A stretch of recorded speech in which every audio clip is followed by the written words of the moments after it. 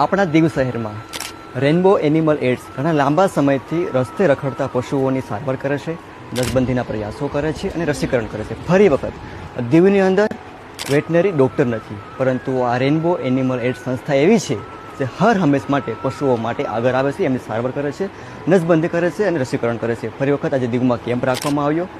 મોટી સંખ્યામાં અહીં પશુ પ્રેમીઓ પણ આવ્યા, પરંતુ અહીંની સંસ્થા અને દીવવાસીઓના માંગ એક જ છે કે દીવ આવડું મોટું શહેર છે, આવડા મોટી સંખ્યામાં પશુઓ પ્રાણીઓ રહે છે, પરંતુ એક વેટનરી ડૉક્ટરની કમી છે.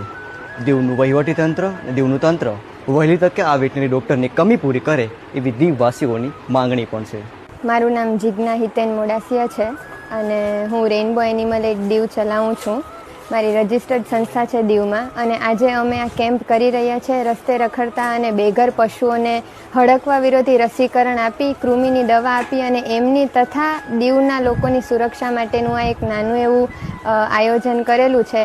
દીવમાં કોઈ વેટેરિનરી ડૉક્ટર નથી, તેના અભાવના કારણે પશુઓને ટાઈમસર રસી અને ફેસિલિટી ના મળતી હોય, તેના બદલ રેનબો એનિમલ એડે આ નાની એવી એક કોશિશ કરી છે અને કેમ્પની માધ્યમથી પશુઓને વેક્સિન આપી અને સુરક્ષિત કરવાનું એક ધ્યેય બનાવેલું છે.